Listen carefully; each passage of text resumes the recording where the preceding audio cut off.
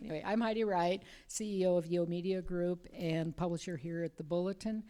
And it was a great feat a year ago, thanks to the Forrester Brown family who stepped in after the Mail Tribune shut down suddenly on Friday, January 13th.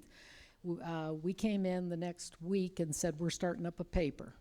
And so at the time, we started the Rogue Valley Tribune. And then I was told by the former owner of the Mail Tribune that he had copyrighted the name Tribune, Mail, and Rogue, I think. So anyway, we changed the name to the Rogue Valley Times on March 1st last year. We started our first print edition on February 17th. And when we were forming the staff, I talked to the former editor of the Mail Tribune, and he came on board and he said, there is one reporter, first call. She's got the biggest Rolodex in the world. We have to call Buffy Pollock. So we called Buffy Pollock, and she said yes. And she was our first reporter hired at the Rogue Valley Times. And it wasn't, I still get chills when I think about the day she came in and said, wow, do I have a story? And I happened to be down there. And so she was telling me about what she had found out about Bobbie Kolada. And how it just gives me chills on how you did the research, how you traced down, because you had heard some rumors, and you did what a journalist does. You checked the facts, you dug, and you found the truth. And this, I think, will someday will change law. It will change how caregivers are doing their jobs, so they're not at so much risk. So I wanted to introduce Buffy, who will talk about Bobbie. This is Buffy Pollock. Yes, you have to stand up. She does not like Ever. I was saying I can harass any public official, but talking in front of a group of people is just... Yeah, I don't feel qualified. So I guess I could kind of talk about how we found it. Okay, so we were less than a couple months old. We were still putting desks together. We were borrowing space in the Historic Society building, and I had a voicemail. Is that a voicemail? Yeah, so we had like the weird voicemail, the desk phones, that nobody uses. And the voicemail goes to your email, and then you check it. And I had a voicemail from somebody that said that he had a tip about a caregiver that had been injured and died at a group home. And did we want to talk to him? And he left a message for my editor, Dave, and I was sitting at my desk, and I heard him playing the voicemail, and I bolted in there, and I'm like, me. I was like, I'm doing it. And so basically, I called the guy, and he said that he was an administrator. I'm so awkward. I'm sorry, you guys. He was an administrator at a company, like the care companies that they either run group homes or they send caregivers to different, they'll have like a facility or like private care. There'll be like a family that has like a disabled person, and they'll go into that home, or they'll buy a home or rent one and put 6 residents in there, and they make tons of money for these people to live there. And he knew the name of the company, and he knew that somebody had been attacked by a resident that had attacked her before, and he thought that she'd died. And that was all we had. He just said it was this company. They're really poorly run. They're known for taking the most dangerous residents because the history of the state mental hospital is pretty ugly. But the reason that it began way back was for the criminally insane. It was for people that were dangerous, not for people that, were, as the story goes, like they ended up impoverished or orphaned or whatever, and they sent them to the state hospital because there was nowhere else to put them. But the reason that it was there initially was for people that were dangerous or unable to function in society. And this company, it's called PCL, Partnerships in Community Living, they were involved with the mental hospital the Oregon State Hospital years ago. And so long story short, they have a reputation for basically saying, the state says, name your price. We don't have enough beds at the hospital. We need to move some of these people out. And some of the people that they're moving out are people that have attacked and like maimed and like seriously harmed people. And this particular, obviously this group home had this guy that attacked a caregiver. And we wanted to find out who she was, and we wanted to try to get to the bottom of it. And we didn't even have a name. So I'm going to ramble, and if you guys have questions, just stop me. So I just started digging, and one of the first things that I do pretty often is I'll go on social media, and you can use the search bar, and instead of using the suggested terms, you just hit enter, and then you click posts, and you can find anything that anybody's ever posted. So I scoured the Facebook page for Partnerships in Community Living, and the first big lead that I got was that they post all of their Employee of the Month records, and they have like enough that like they can just cycle through the employees, and like going back several years, everybody's the Employee of the Month. And I knew it was a woman, so I wrote down all the names, the female names, that people that had worked there.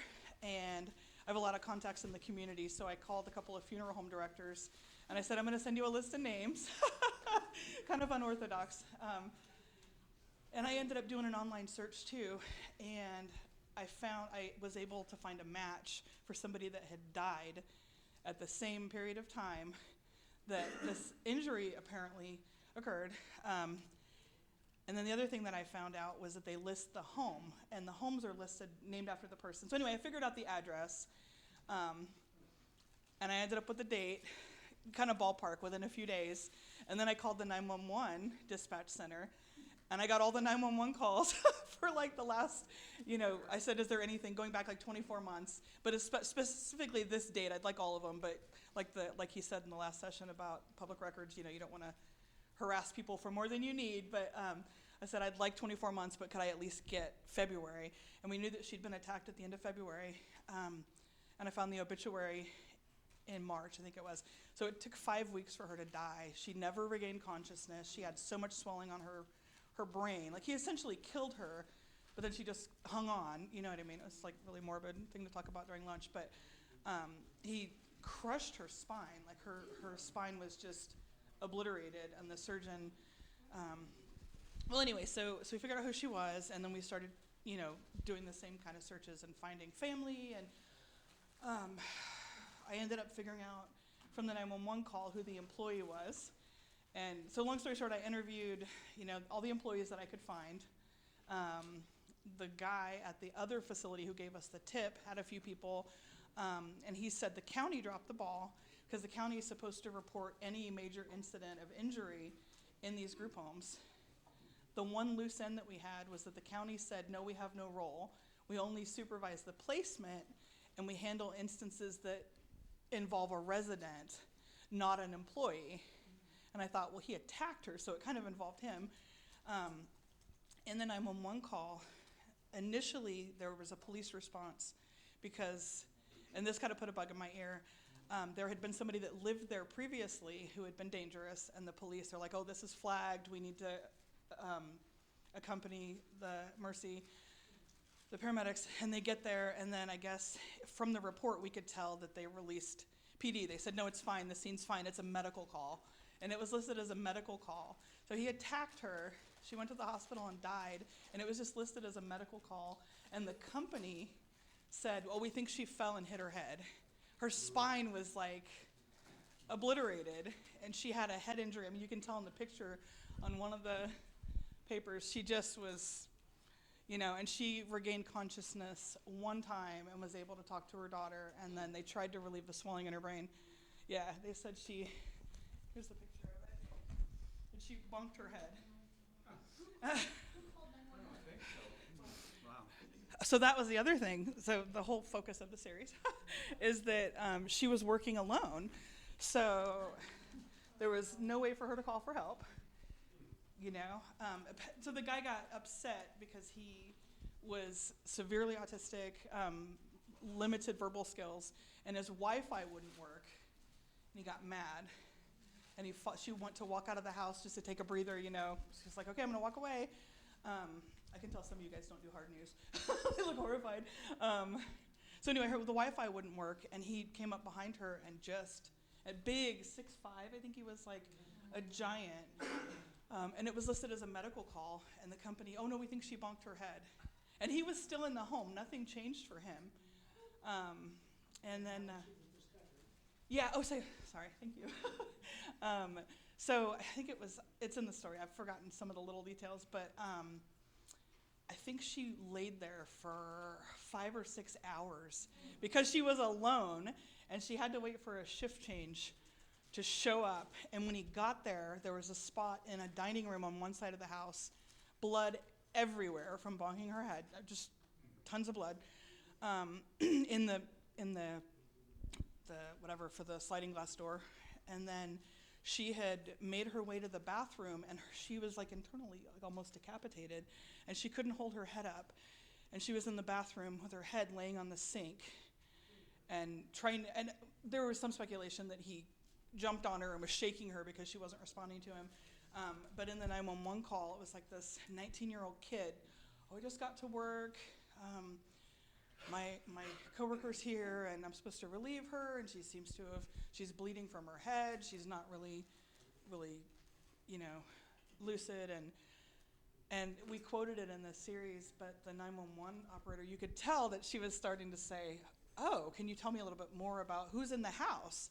And he said, oh, we take care of these developmentally disabled adults. One of them's sleeping, and one of them was in the room with her when I got here. And then she said, I need you to explain for me, did somebody do this to her? And then, and then the paramedics got there and they carted her away, and I ended up finding the daughter. I found the sister first because she posted a tribute. Everybody's on social media. And I always search things 20 different ways because you never know if somebody's going to misspell something or where they're going to post it.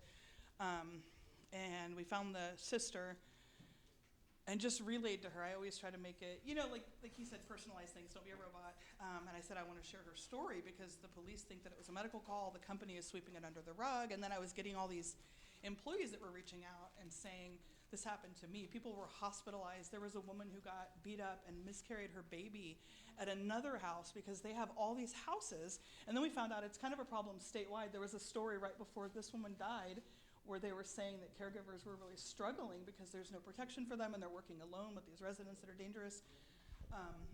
So I ended up interviewing like a dozen or more employees, and they just all had horror stories, people that had been attacked by this guy that fatally injured her.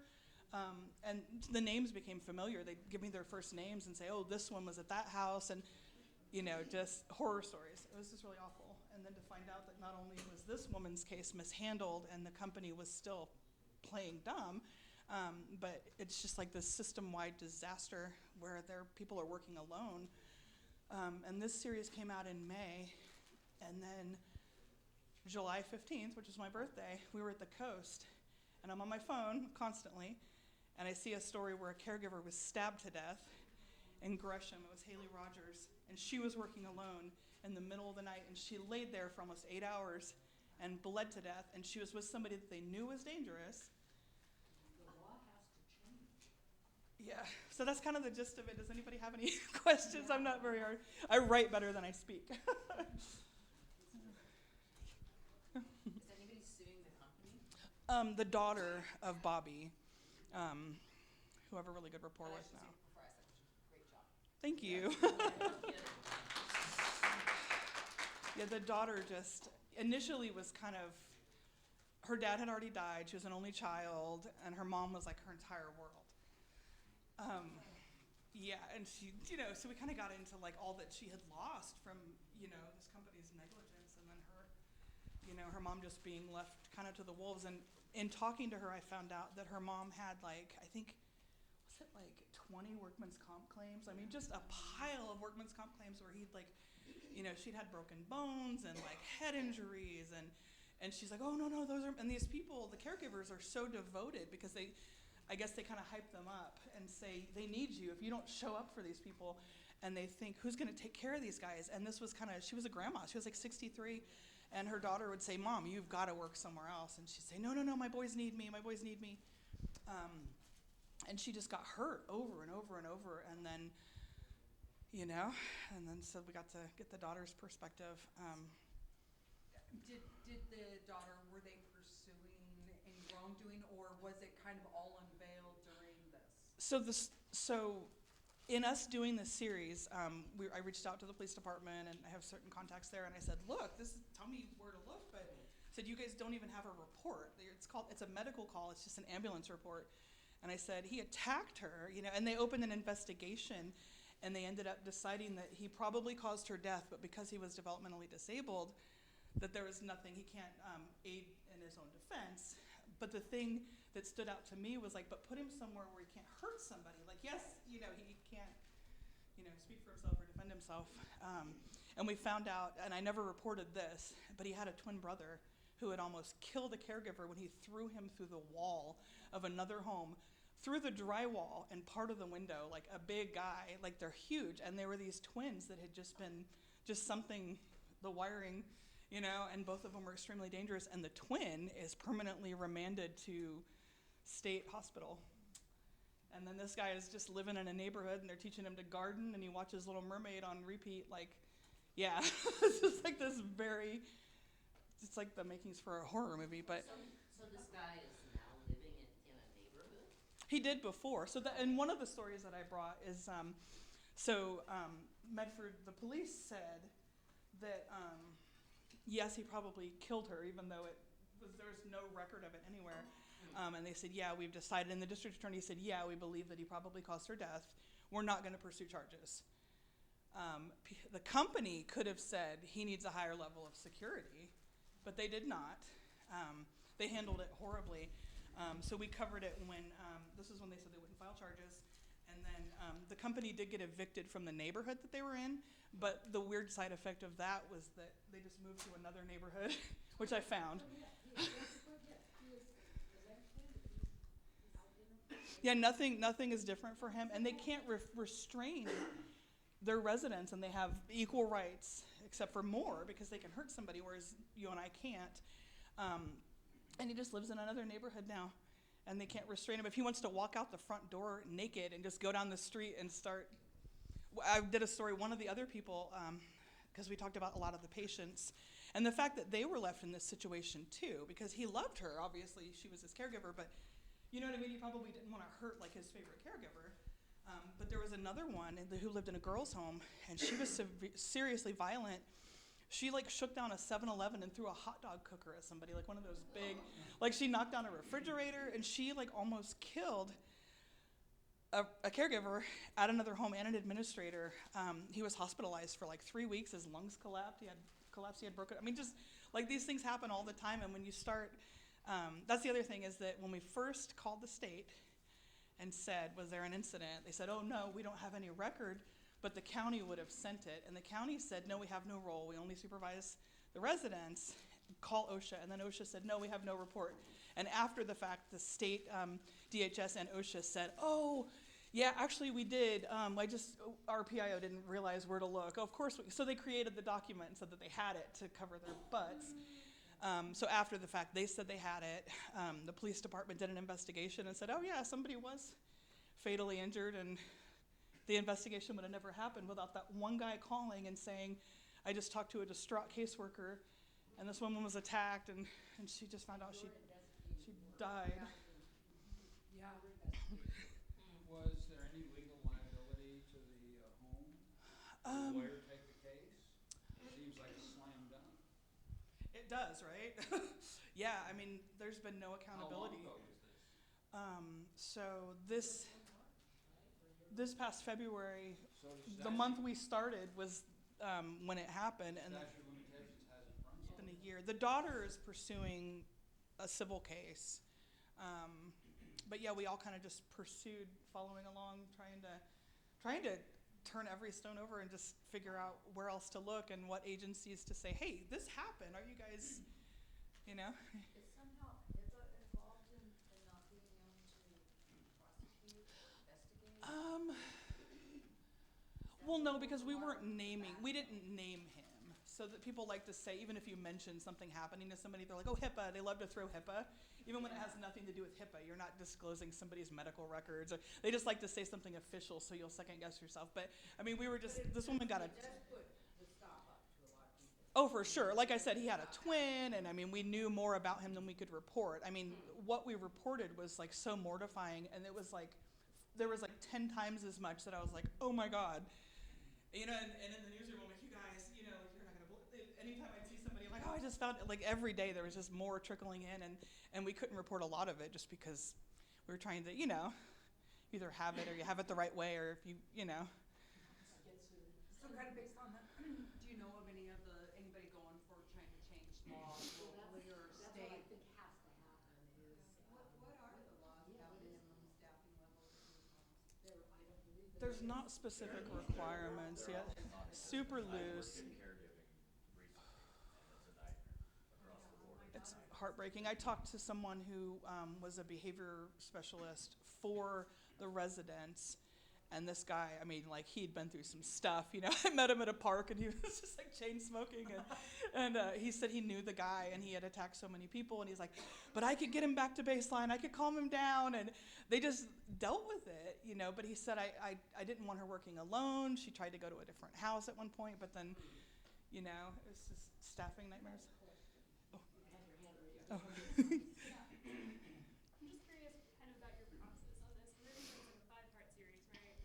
And so I think you mentioned this briefly of like other people started reaching out to you. I'm curious sort of like at what stage of the process did you start have other people coming to you with their own stories? And like did you know the extent of this story when you started? Like, did you know you were gonna uncover a pattern there? No, initially it was this story about this, it was bad enough. I'm like, this woman literally was killed. It took her a few weeks to die, but he killed her, he fatally injured her, and nobody knows it happened. And that alone was enough that I was like, that's not cool, that's not okay, And then I found out that he'd done it before, and they knew, and it just kept getting worse. And then all of a sudden we had all these caregivers at first it was like he had injured other people, and then it was other homes. But every time that I would talk to somebody, how did I can't remember who was, because I had the casework or the admin from the other facility, and he knew me because I'd done a story for him years ago.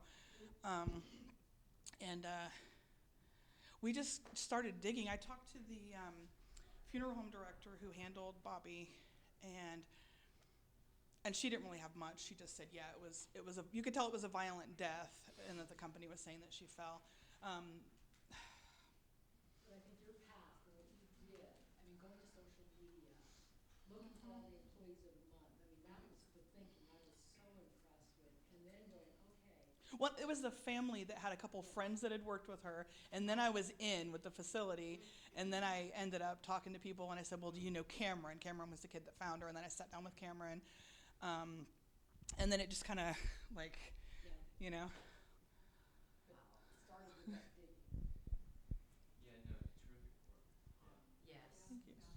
So I'm guessing at the start, not only you didn't know how big it was, but I'm guessing it sounded like, what do I do now? What do I do next? So, knowing what you know now, what methods of organizations did you use to keep notes, keep yourself on track? What did you learn about running a project like this by doing it? My organization is fairly chaotic, but I'll try to split things off if I know it's kind of like I'll save an interview, a copy of it, and then I'll copy it into my main file and then delete what I don't need. And then I know I've still got everything so that I can reference it back. I probably interview for too long. I've had editors say, keep it short, don't spend all day. But if people are talking, I feel like I'm going to cut them off. I know people that take about 5 minutes for every interview, and they're like, all right, that's it for me. And I'm, I'm like, probably talk for too long. But I don't know, I guess, how There's a lot of conversation. I was an observer of this. just the interview for me, and then saving all of them. And one thing that I use is I have a different one now, but I have a phone interview recorder, and I always say I'm recording this so I can look back later and I don't miss anything, and I want to quote you accurately. So I'll record in-depth phone calls like that. Not every call, obviously, but if I'm doing something that's going to be a big story or long, and I want to be able to just be present in the conversation instead of frantically typing. So I'll record the calls, and then I use Otter when I'm in in-person interviews, which translate. And I just recently discovered that a few months ago, which has been a game changer. So I just kind of record them, and then I put the note, and I make sure that I save them with the name versus just having this list of like 500 file numbers, So I save my interviews, and I think the editors, you were having a lot of conversation with your editor and just trying to figure out because where do we look next? And then realizing all the agencies you take for granted that, the police will know somebody was almost killed, they're going to have a report. No report. And then the 911 call, they're public record, and he said nobody ever calls us for 911 calls. We never you know? Nobody calls, and I'm listening to it, and you can hear Bobbie crying in the background. It was just like shocking, you know? So, but yeah, I save all my interviews, and then I just try to, like you had asked, what's my process and where do I look? But I just, anytime I'm doing, even like the smallest story, I just harvest all the information I can get. I go to all the places, and I save all of it, because you never know when, you know, something will connect. What was your timeline for the story, and were you working on other stories while you were working on this? Well, my editor wanted me to focus entirely on this, but I have a hard time turning down stories if I know that we need to cover them, even though we're supposed to pace ourselves and not, you know, do 4 stories a day. But I would just go in early and be like, oh, I went ahead and wrote this up really quick because, you know, we need to cover it. But I mostly was working on that, and I was working a lot of overtime, a lot of late hours and weekends and stuff, just because like when the calls would come in, I wasn't going to be like, oh, I'm available Tuesday. You know what I mean? I would just sit down and take the call. For how long, like from the start of the news tip? So we got the tip in April. It had happened, like I said, the same month that our paper started. I had been at the Mail Tribune for 23 years, and then we started in February, and that was when she was attacked. And she died in March, and about a week later, early April, I think it was, we got the tip from the guy, and immediately called him back. So I guess from April to May, I spent about a month on it.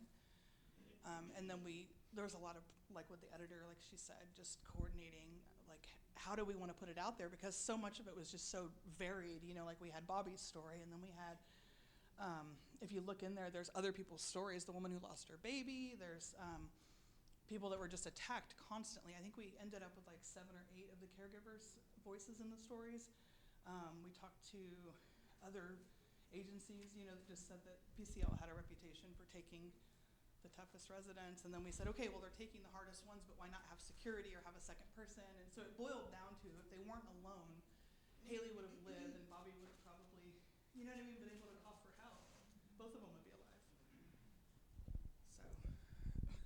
Sorry, I kept passing you, I'm sorry. No. You've answered some of my questions already. I was curious how much information you gathered before and you had in hand before you went to any agency or any official.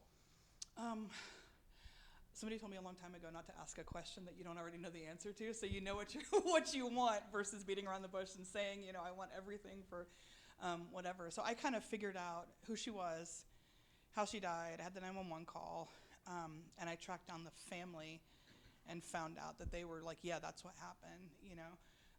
And then the daughter's story of watching her mom in the hospital dying. Once I had the whole picture of what had happened, then I went, you know, I had obviously the police. I said, can I get a report for this address? Oh, there's not one. And then 911. I did that first. And then I got the family and then talked to the administrator who gave us the initial tip throughout the series was instrumental, because I'd call and say, okay, I'm looking at this report. What is this? What do I want to ask for? What agency oversees this? And I could ask him logistical questions. And so that was pretty valuable, just having somebody who understood that world, because we write about so many different things. Did you get a lot of people that contacted you about other incidences because of the first piece in the paper? Oh, yeah. Initially, like the first day, 100 emails, people were like, oh my God, I worked with Bobbie, or I worked at this facility. And when we covered PCL, and then at the very end of the series, we talked about the trend of it. And we requested all the injury reports, and we couldn't, do the whole thing, but we summarized, these kind of injuries are normal, this is how many injuries they had, this is just these people that go to work and then they almost die, or they get a broken bone or a head injury, or they lose their baby. The woman that I interviewed that lost her baby, she said that she went to one home and got attacked and beat in the head, like one of her first nights. She was training, and they said, oh, just do like a sit-in, and you still have to do your orientation, and we have to train you. And then they were like, oh no, we're shorthanded, and they just plopped her in a house alone, and then she got the crap beat out of her by the girl who also shook down the 7-Eleven, but this was a different incident. The same girl actually beat up an elderly woman who was gardening in her front yard because they're not allowed to restrain them or keep them in their house. They're like having a free-for-all running down the road.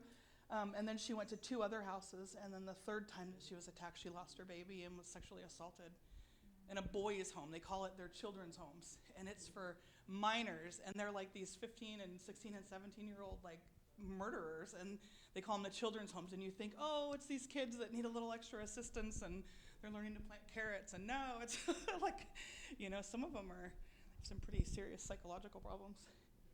Yeah, I'm just curious, like, how often are these smaller homes, like, just one person working at them? Because that seems crazy. Pretty often. I guess the irony is that the guy that essentially killed Bobbie, that attacked her and caused her death, at one point I heard that they made like, I think $24,000 a month for him. And she made a few years before she died, she was barely making minimum wage. And she finally had worked her way up to like $16. And I'm like, are you kidding me? Just like they make peanuts, and then they can't even protect them with like a panic button. And I guess now the company that owns, so Haley Rogers worked for a different company. It was Cascade? It's a different one. You're like, how would I know? But that company publicly said, because the union put some pressure on them and said, our policy is no longer to allow anyone to work alone ever again. But then if somebody doesn't show up for work, you don't like put the residents in a freezer or suspend them and they don't exist right then. Like there's one person at work and somebody's kid is throwing up and they're like, oh, you're alone. They should have somebody that's like all the time, like somebody that shows up no matter what. So there's still people, I get emails even now and they're like, we're still working alone. I worked in a building, we had 75 residents, and so there was multiple times there was one caregiver and one med tech for all 3 floors. The girl that was stabbed to death was in a duplex, and there were, I think, 14 people on each side. And they found her 7 hours later. It's not just these small places, it's the communities. They give them the whole floor. They're like, oh, listen out for any fires. Something that our industry, this issue deserves our industry's attention. Yes. There were just so many stories. There were a million. I mean, we could have done like so many more stories. Well, and if employees do speak out, and this is me speaking from experience, if employees do speak out, you become a non-employee. Right. They figure out a way to get you out. Exactly what they The girl that It lost is her me. baby, they gave her a basket, and they said, thank you for a gift basket, and they said, thank you for showing up and working doing the hard thing and blah, blah, blah. And the basket, which we put in the series, was when life gives you lemons, make lemonade. Oh. And she'd been attacked in 3 different homes for this company because they just have not that these people don't deserve to have somewhere to live, but if they're dangerous, they get to live somewhere else, just like the rest of us. What? Oh, sorry. No, you have a question back here. Oh. So we got a problem with the corporations that are maximizing profit. Some of them are corporate and some are nonprofit even, yeah. Yeah, or organizations, but I think fundamentally it comes down to public policy, right? Because most of the people who are being cared for are probably being cared for with public dollars. Yes. So is there a story coming on that? There's definitely some money pieces that's probably my weakest point, as I'm not really like a numbers person. I mean, we did some of it, just talking about how much people are paid versus how much. I think it's legislative. I mean, do I think too. that's There needs where to be it is. legislative. Yeah, so, I think I don't want to tell you to run yes. the newspaper, but that feels like the natural next step to me. And there Yeah. are some great representatives in the Rogue Valley that are very supportive of, of our industry and our journalism. I think Pam Marsh. It's been a year and a half, and I interviewed her a couple months ago, and she said, just so you know, not to change the topic, but I still think about Bobbie, and I'm still doing what I can. Yeah. And then the union that represented Haley is trying to get a law passed called Haley's Law that deals with them not being, because she was literally stabbed like 4 dozen times, and she just lay there and bled to death. And this guy had been targeting her, and she was afraid of him, and they had her working alone in this. So it needs to happen. And he was mentally ill. He wasn't developmentally disabled. This was a different. So it's kind of across the board. Like there's a lot of mental health issues, a lot of drug issues, and they kind of overlap. This is happening in every one of our communities. So if all of us start telling this story, that's where the legislature starts to pay attention, because it's so widespread. Exactly. Individual cases, it's really hard to get people to move. The one weird thing that we kind of ran into that was kind of hard to deal with is that when you start digging into, like, these companies are almost martyrs because they're providing care for the developmentally disabled and the mentally ill, and yeah, and then they're like, oh, you're you know what I mean? You're a monster for trying to, talk poorly of these poor people that have a hard go in life, and it's like, okay, but maybe they could just not kill people, so. So, what point do you go to congressmen, other high state representatives and say, what do you know about this? What is your opinion? Can you speak on this? We did that with Pam, and she was the only one. I tried to reach like a bunch of state reps and senators, and nobody would touch it. Even the one that I can't think of her name. I think it's Kathy, but she's the liaison over Health and Human Services, and she was like, "No, I'm not going to give you an interview." And they weren't going to have their name attached to any of these. You're going to write this story about how we're doing it wrong, and I'm like, but. But yeah, the only state rep that would talk was Pam Marsh, and she said, I need somebody to go on the record and say out loud that this is not okay, and what's going to happen next. And she goes, you want to come to my house tomorrow? And we sat there, and she said she just cried when she read. She said she just couldn't believe it. And then as she read, she said, because we're 24/7 online, so we did 5 days. And as soon as the first one came out, people were just like, they said they were just waiting for the next day because they wanted to know, what now. I mean, we could have done a 10-part series, and I think people would have, what I mean? The next 5 parts of 2 is coming. I think we have to take the mantle as an industry and demand that this be in front of the legislature. Yeah, so many people in the community said they were waiting for that. Why a lawyer hasn't taken this case to sue the businesses that run the home. I mean, it seems like The daughter is. No. I mean, But on behalf of the state of. they could come to you and get all the information they need to. One that the state won't shut them down. I mean, like, they're protected. And the 2 people that own PCL, like decades ago, they worked for the state hospital, and they make donations to, Point. I think that will come. I think it's coming very slowly, but it should come. The fact that they're still running is If a just. law firm sued the business that's responsible for this negligent behavior, I mean, that's the fastest way to change public policy.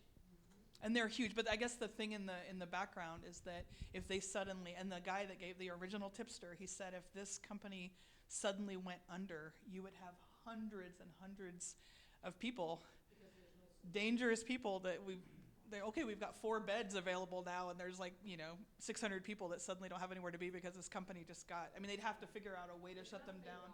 They've got to redo this system. Because they're providing a service that the state is reliant on, and they can't just suddenly go away. But then, why can't they step in and say, In no case can you have a single caregiver dealing with it. And even when they say that, they're not doing it. This is crazy. There's no follow through.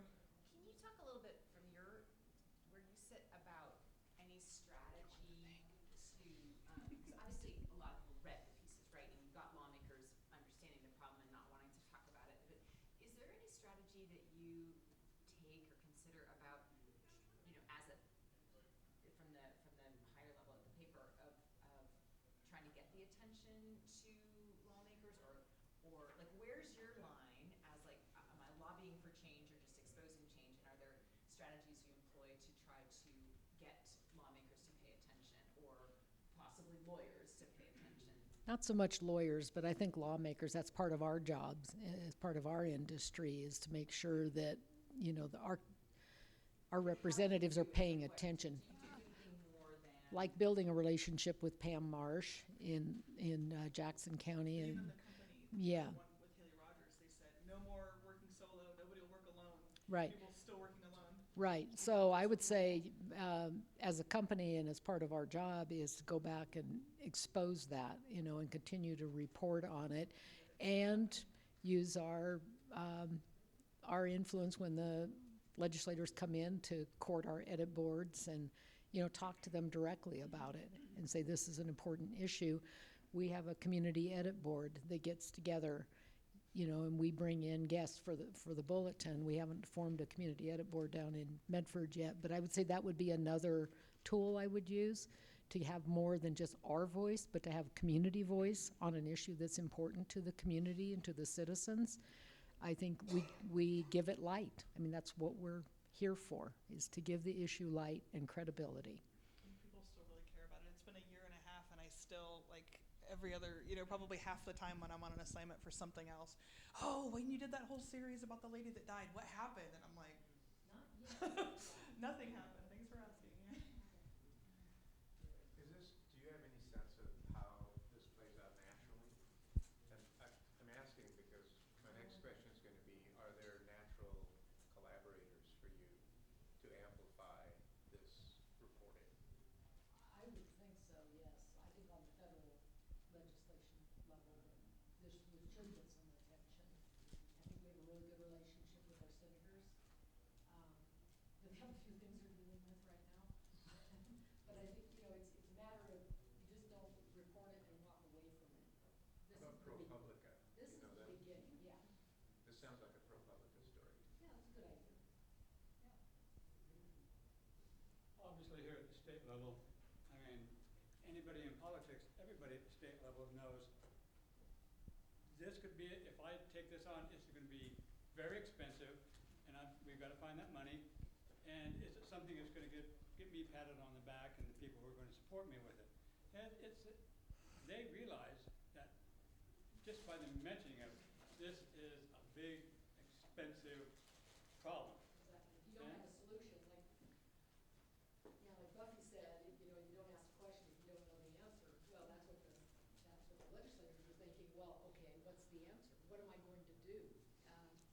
When the companies are dealing with a problem that nobody knows what to do with, there's a lot of people that need care, their families can't do it, they're living, they're state funded, and they're just like, if we shut them down, are we all going to take 3 of them home? And then there's stigma of putting them at the individuals at the state hospital, like, there's not enough room for all the ones that should be at a higher level. And the behaviorist that I talked to said that guy should have been at a higher level of security. And he told me about the twin brother, and he said he will always be at this. He still injures people on a regular basis. The twin brother does, and then this guy, So how did the twin brother get moved to the more secure location? That's a good question.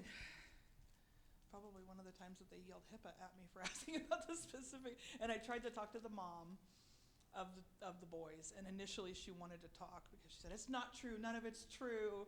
Oh, he loved Bobbie, and then she, yeah.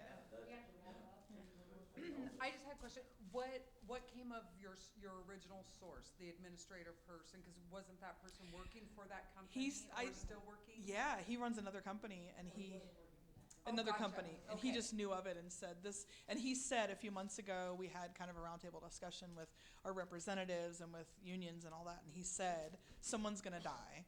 We have to do something. We have people getting hurt. Someone's gonna die. And he teared up on the phone and said, and then somebody did. And then he said, I want somebody to do a story. And then we did this whole thing. And he's like, well, that's a lot more than and then all the follow-ups I've said, hey, this is happening. And we talk sometimes. He'll text or I'll call, and we're just like, we did this whole freaking thing. And we literally outlined it. This is what happened. This is who did it. This is what didn't happen. And we're still just like, it's like crickets, It's going to take time, but it also takes tenacity and good journalism. Yes. Thank you. And she doesn't like to talk. You did a great job. Thank you. I bounce around a lot. Oh, I tell you, it's